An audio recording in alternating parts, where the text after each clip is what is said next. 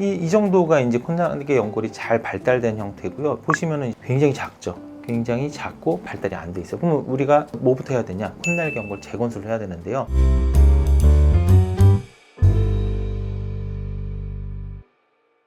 안녕하세요. 성형외과 전문의 닥터롬이에요. 지난 영상에서 미리 예고해 드린 것처럼 오늘은 콧날개 연골 재건술이란 무엇이냐, 이거에 대해 좀 설명을 드리려고 해요. 사실은 제가 그 영상을 준비하려고 굉장히 오랜 기간, 1년이 넘는 기간 동안 다양한 형태의 연골의 사진들을 좀 수집을 했었어요. 그리고 그 환자분들에게 이 수술이 필요하다는 거를 이제 설명하기 위한 용어로서 콧날개 연골 재건술이라는 표현을 사용을 했고요. 사실은 제가 그냥 만든 말이에요. 제가 오리지널리티가 있다는 거를 증명하기 위해서 이 영상에다가 이제 현 시점에서 네이버와 유튜브에다가 이제 검색을 해봤어요. 콧날개 연골 재건술이라고 네이버에 이제 검색을 해도 전혀 나오는 게 없는 얘기고요. 유튜브도 마찬가지예요. 콧날개 연골 재건술 하면은 이제 나오는 게 없어요. 이렇게 넘기다 보면은 제 영상이 하나쯤 나올 줄 알았는데 나왔어요.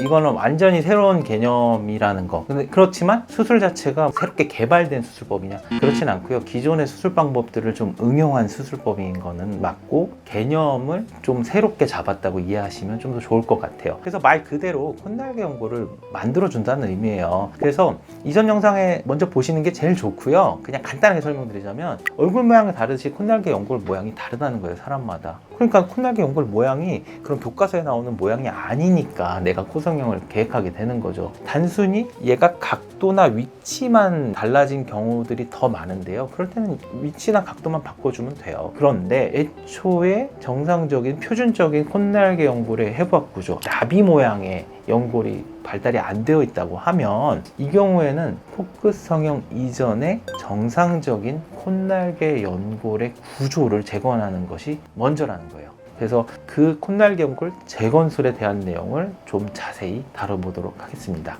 자, 이 사진을 딱 보면 제가 나비 같은 모양이라는 얘기가 딱 이해가 되실 것 같아요. 그래서 도움이 안쪽 다리, 가쪽 다리가 만나는 가장 돌출된 부위라고 보시면 되고요. 문제는 뭐냐면 얘네들이 하나 잘 발달이 돼 있는 것도 중요한데요. 연속성이 끊어져 있으면 안 돼요. 딱 이렇게 아치 모양을 이루고 코끝을 향해서 지지하는 구조를 쫙 삼각대 같이 생겼잖아요. 삼각대. 이 삼각대 같이 어느 하나의 구조물이 무너지지 않고 딱 서 있을 때 코끝이 딱 살아나는 모양이 되는 거죠. 그래서 이 세 구조를 만들어주는 것도 중요하고, 연속성 있게 이어지는 형태가 되어야지만 포크 성형을 했을 때 콧구멍이 위로 당겨져 올라가거나 찝힌 형태가 되는 것을 피할 수 있다는 거죠. 자, 이분은 본인이 생각하기엔 그냥 콧대가 났다, 코끝이 났다 이런 생각으로 오셨지만, 밑에서 보면요, 비주도 되게 짧게 발달돼 있고, 뭔가 딱 보셔도 앞에 영상에서 살펴본 것처럼 가쪽 다리와 안쪽 다리 사이가 이제 지지하는 구조가 있어야 코끝이 좀 짝 서게 되는데, 그런 부분의 지지력이 굉장히 부족해 보인다는 걸 알 수가 있거든요. 그리고 이분의 또 특징 중에 하나는, 위에서 봤을 때 이 코끝에 해당하는 모양도 잘 안 살아있지만, 콧날개와 이 연골, 콧날개 연골이 이어지는 이 부분이 이렇게 S 쉐입이 만들어지는 부분이 거의 뭉개져서 코의 형태가 없죠. 콧날개와 콧등이 그냥 뭉뚱그려져서 하나로 보여요. 이 부분에 연골이 제대로 발달이 안 되어 있겠구나, 이런 예측을 좀 할 수가 있는 상황이죠. 그래서 실제로 이제 수술 시야를 담아봤는데,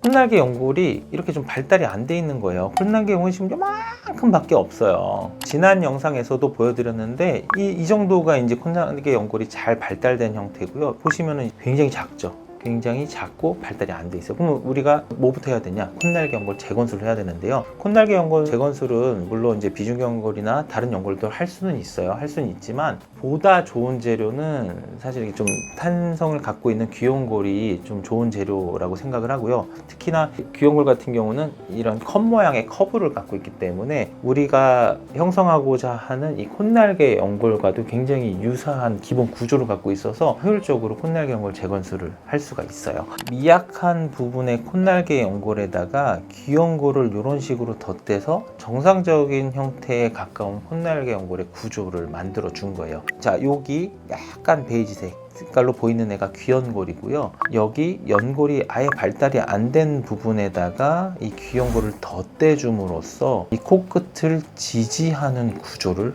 만들어준 거예요. 이게 바로 콧날개 연골 재건술이고요. 이 콧날개 연골 재건술을 하고 나면요, 이런 식으로 코끝의 움직임이 정상적인 콧날개 연골과 동일하게 위아래로 다 움직일 수 있기 때문에 우리가 코끝을 누른다거나 혹은 돼지코를 한다든가 이런 거에 대한 제약이 없다는 것도 이 수술의 장점 중에 하나죠. 그래서 이분은 코끝을 콧날개 연골 재건술을 통해서 높여주고, 그래서 이제 비주가 내려오고 약간 들려 보이던 코끝이 내려온 것도 있지만 이 콧대 부분에 부족한 부분들을 실리콘으로 좀 메꿨던 경우예요. 45도에서도 이 비주의 볼륨감이 살아난 걸 알 수가 있고요. 콧구멍의 모양도 앞뒤로 길어진 형태가 된 걸 볼 수가 있죠.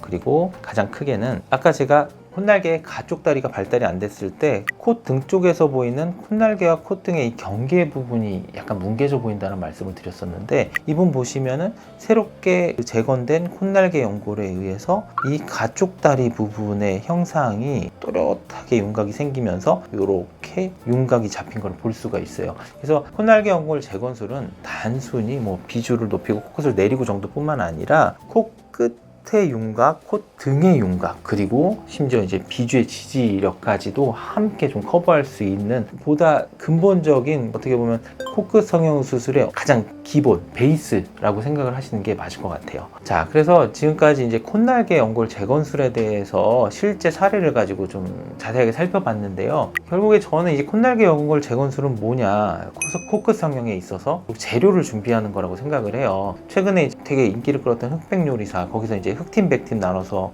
요리를 하기 전에 그 최현석 셰프가 그 얘기 하거든요. 셰프보다 위에 있는 것은 뭐다? 재료다. 그러면서 막 대파 담아오고 막 저기 해물 쓸어오고 그러잖아요. 그래서 코 수술이든 뭐 눈 수술이든 마찬가지예요. 성형 수술을 하는 데 있어서도 가장 위에 있는 건요, 사실은 성형외과 의사보다 재료예요, 재료. 환자가 너무 좋은 재료를 갖고 타고났어요.